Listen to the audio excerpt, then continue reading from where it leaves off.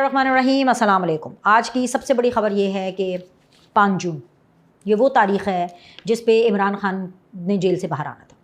तो बड़ी ख़बर ये है कि इमरान ख़ान साहब जेल से बाहर आ गए हैं और बड़ी ख़बर ये है कि उनकी ज़मानत हो गई है और बड़ी ख़बर ये है कि अब ये डिसाइड हो रहा है कि अडालिया जेल के ताला खुल चुका है, वो बस अब थोड़ी देर में गाड़ी में बैठ जाएंगे और अब ये डिसाइड होगा कि जी उनको ज़मान पाक जाना है या फिर उनको बलीगाना जाना है। अब इसके ऊपर भी दो राय हैं लोगों की। कुछ लोग ये कहते हैं कि जो बुशरा बीबी हैं वो जाएंगी जी बनीगाला और जो इमरान खान साहब हैं वो जाएंगे जी ज़मान पाक। ये है जी अब तक की सबसे बड़ी ख़बर और ये वो ख़बर है, होशो हवास में मैं आपको बता रही हूँ, कान खोल के आप ये बात सुन लें कि ये खबर बाउंस हो गई है। जी जी जी जी जी जी बिल्कुल। पिंकी पीरनी के कोई जादू टोने नहीं चले, पाकिस्तान तहरीक इंसाफ का कोई प्रोपेगेंडा नहीं चला, बल्कि आज तो एक पाकिस्तान तहरीक इंसाफ से ही ताल्लुक़ रखते हैं फैसल चौधरी साहब, जो कि बेसिकली डायरेक्टली तो ताल्लुक़ नहीं रखते पीटीआई से, लेकिन ऑब्वियसली वो फवाद चौधरी साहब के भाई हैं। उनकी एक हल्की सी टेल्ट एफिलिएशन जो है फैसल चौधरी साहब का वो पाकिस्तान तहरीक इंसाफ की तरफ है। पहले थे लेकिन अब जाहिर सी बात है वो नहीं है, क्योंकि पहले उनके केसेस देख रहे थे लेकिन अब वो उस तरह से नहीं देख रहे हैं। Cutting the long story short, Faisal Chaudhary साहब की जो है आज मुलाकात हुई इमरान खान साहब से और इमरान खान साहब ने 5 जून को मुलाकात हुई बिल्कुल। और इमरान खान साहब ने उनको कहा कि भाई कौन से मुज़ाकरात, ये कौन बातें कर रहा है मुज़ाकरात की, मेरे कोई किसी से मुज़ाकरात नहीं हो रहे, ये मुज़ाकरात ट्रक की बत्ती के पीछे लगाना है, ये बातें ट्रक की बत्ती के पीछे लगाना है। यानी कि इमरान खान ने खुद आकर के बकौल फैसल चौधरी साहब उनको ये बताया है कि ये कोई मुज़ाकरात नहीं, ये तो सिर्फ एक ट्रक की बत्ती है। यानी कि वो तमाम सहाफ़ी जो कि बड़े बड़े नाम हैं, जैसे नजम सेठी साहब थे वो ये कह रहे थे, हफीज़ुल्लाह नियाज़ी साहब वो ये कह रहे थे कि जी बस अभी चंद दिन ही हैं आखिरी इमरान खान साहब के जेल के अंदर और अब ये बाहर आने वाले हैं। तो इसका ये मतलब है कि इमरान खान ने खुद ही ये बातें करके, हम तब भी ये कहते थे कि हमें ऐसी एटलीस्ट मुझे बीनर सलीम को और भी ऐसे बहुत से सहाफ़ी थे जिनको, और एंकर्स और पॉलिटिकल कमेंटेटर्स एंड यूट्यूबर्स जो कि ये कह रहे थे कि कुछ ये भी बातें हो रही थी कि नहीं जी ऐसा कुछ नहीं है, ये पता नहीं कौन से मुज़ाकरात हैं जो कि नहीं हो रहे या कौन से मुज़ाकरात हैं जो अंडर द टेबल हो रहे। बेसिकली कोई मुज़ाकरात हो ही नहीं रहे, इस्टेब्लिशमेंट के साथ तो बिल्कुल भी नहीं हो रहे। और अब बिल आखिर ये बात इमरान खान ने भी फैसल चौधरी को कह दी कि ये एक ट्रक की बत्ती के पीछे थे। एक चीज़। दूसरी चीज़ ये कि जो कुर्बानी की ईद से पहले जो चीज़ कुर्बान हुई है वो है जी इमरान खान साहब की ज़मानत और इमरान खान साहब की जो अडयाला जेल से बाहर आने वाली बात है, वो नहीं आए बाहर। तो भाई मैं तो यही कहूँगी कि मिठाइयाँ भी ज़ाया हो गई, सेलिब्रेशन भी ज़ाया हो गई। मुझे तो समझ नहीं आती है कि पाकिस्तान तहरीक इंसाफ को या यूथिया ब्रिगेड को ये बातें कौन बताता है। ये जिस तरह की जो खबरें हैं ये जो फैलाई जाती हैं ये आखिर कौन फैलाता है। आज 5 जून थी, आज 5 जून अभी ख़त्म हुई है जिस टाइम पर ये मैं वीडियो आप ये देख रहे हैं। पीटीआई दावा कर रही थी कि आज इमरान खान और बुशरा बीबी ज़मानत पर रिहा हो जाएंगे। तो क्या हुआ? सुनने में आया है कि जी केस की जो समाअत है वो ईद की छुट्टियों के बाद तक मुलतवी कर दी गई है। तो इमरान खान 5 जून को रिहा हो जाएंगे। इस तरह की खबरें, इस तरह की प्रोपेगेशन कौन करता है? ये यूथिया ब्रिगेड करती है। सो अब तो मेरे ख्याल से आप लोग को पता लग जाना चाहिए कि कौन सच्चा कौन झूठा, कौन झूठी खबरें फैलाता है, कौन झूठा नैरेटिव बनाता है, कौन ये तमाम चीज़ों की प्रोपेगेशन करता है। जीएचक्यू हमला केस की भी आज हेयरिंग थी और जाहिर सी बात है वो जेल में ही होती है और दरवाज़ा मतलब डिफरेंट उसकी सेक्शंस हैं और फिर जो जेल का दरवाज़ा है खुलता है और आगे कटहरा होता है और वहाँ पर आकर के इमरान खान साहब आकर के बैठ जाते हैं। वहाँ पर काफ़ी बातें हुई, हुल्लड़बाजी भी की गई पाकिस्तान तहरीक इंसाफ वालों की तरफ से। यहाँ तक कि आज की जब हेयरिंग की जो जीएचक्यू हमला केस थी उसकी जब डिटेल्स लिखी गई तो इन राइटिंग ये जज साहब की तरफ से लिखा गया कि भाई इन्होंने बहुत हुल्लड़बाजी की है और डेफिनेटली वो अब अगली डेट उसकी पड़ गई है। बट उसके अंदर उस टाइम पर जज साहब के सामने इमरान खान साहब ने कर्नल साहब की शिकायत लगा दी। कोई हैं जी कर्नल साहब बकौल इमरान खान साहब के जो कि अडयाला का पूरा इंतज़ाम देख रहे हैं, जेल का पूरा इंतज़ाम देख रहे हैं और वो जेल की इंतज़ामिया नहीं देख रही है। ये इमरान खान साहब का एक बयानिया है, एक पर्सपेक्टिव है, एक उनका पॉइंट ऑफ व्यू है।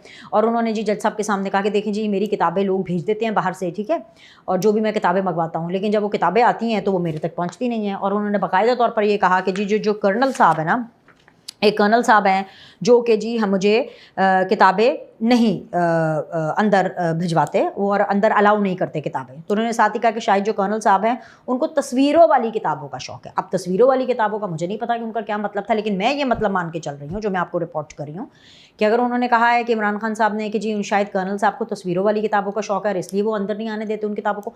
सो हैवन सेड दैट वो या तो किसी कॉमिक कैरेक्टर की बात कर रहे होंगे या किसी फैशन मैगजीन की बात कर रहे होंगे, मुझे नहीं पता कि इसका क्या था, लेकिन ये वो बात थी, ये वो शिकायत थी जो कि इमरान खान साहब ने उधर जज साहब को लगाई। लेकिन कंसिडरिंग दैट कि उसके अलावा जो पाकिस्तान तहरीक इंसाफ के लोगों ने, उनके वकला और उनके जो सपोर्टर्स आए थे जितने भी, उन्होंने जो वहाँ पे हुल्लड़बाजी की, या बाकायदा तौर पर रिटन लिखा हुआ है कि भाई इन्होंने आज जो एक पूरा सेटअप था अदालत का और जो पूरा एक हेयरिंग का एक जो प्रोटोकॉल और एक जो SOP थी उसको इन्होंने डिस्टॉर्ट करने की कोशिश की, उसमें इन्होंने रखना डालने की कोशिश की।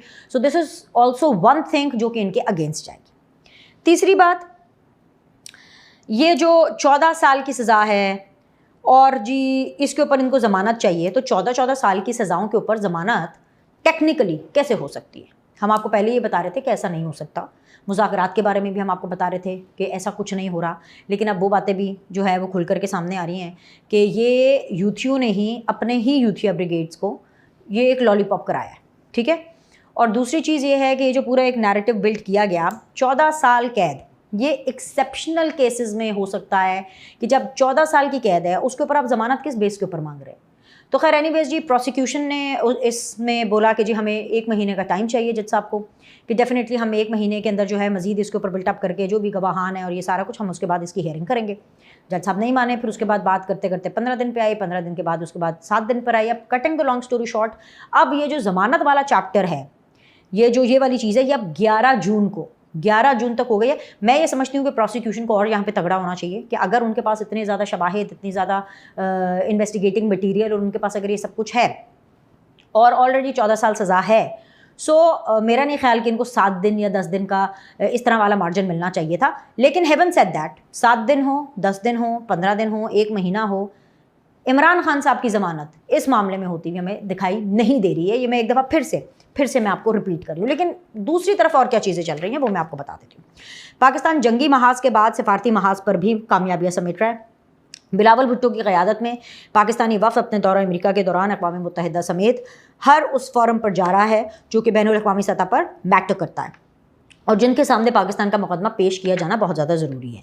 गुज़श्ता रोज़ भी पाकिस्तानी वफ़द ने एक मसरूफ़ दिन गुजारा और अमरीकी कांग्रेस में पाकिस्तानी कॉकस के नुमाइंदगान अरकान से मुलाकात की। बिलावल भुट्टो ने तजवीज़ देते हुए कहा कि जी दहशतगर्दी के ख़िलाफ़ पाकिस्तान और भारत के दरमियान एक मुश्तरका फ़ोरम होना चाहिए, एक ऐसा मुश्तरका फ़ोरम जहाँ दहशतगर्दी के वाक़यात पर बात की जा सके, जो ना सिर्फ पहलगाम बल्कि बलूचिस्तान में होने वाले तमाम दहशतगर्द हमलों की भी तहकीकात करे। दोनों ममालिक के दरमियान एक ऐसा फ़ोरम ख़ित्ते में बहुत अहम है और जहाँ दोनों मुल्क अपना अपना जो मुकदमा है वो पेश कर सकते हैं। एक तरफ ये पाकिस्तानी वफ़द है जो कि पाकिस्तान और भारत के दरमियान मसाइल के हल की संजीदा तजावीज़ सामने ला रहा है और सिफारती महाज पर कामयाबियाँ समेटते हुए पाकिस्तानी अवाम की सही मानों में तर्जुमानी भी कर रहा है।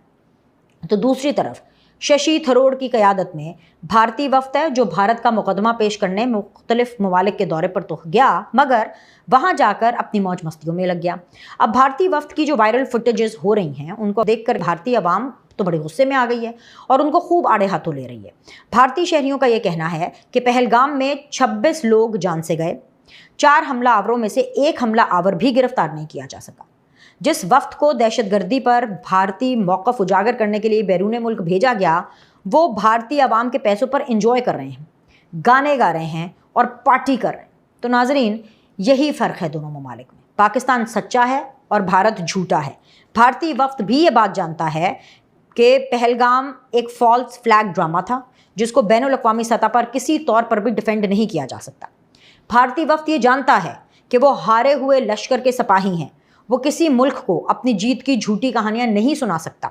इसलिए यही बेहतर है कि हम वही काम करें, यानी भारतीयों ने सोचा कि वो वही भारतीय वफ़द ने सोचा कि वो वही काम करें जिसके वो माहिर हैं, और वो काम यही है कि गाने गाएं, झूमें, नाचें, इंजॉय करें। बिलावल भुट्टो की क़यादत में पाकिस्तानी वफ़द को क्रेडिट जाता है कि उन्होंने पाकिस्तान का मुकदमा जी जान से लड़ा है और सिफारती महाज पर भी भारत को शिकस्त फाश से दो चार किया है। दुनिया पाकिस्तान को वो इज़्ज़त दे रही है जिसका पाकिस्तान हमेशा से मुस्तहिक था। ये पाकिस्तान की सिफारती कामयाबी ही है कि पाकिस्तान को सलामती काउंसिल की 15 रुकनी इंसदाद दहशतगर्दी कमेटी का नायब सदर मुंतखब किया गया है। ये सलामती काउंसिल की वो कमेटी है जो आलमी सतह पर दहशतगर्दी के ख़िलाफ़ इक़दामात की निगरानी करती है। ये पाकिस्तान की जीत और भारत के मौक़िफ़ की मौत है।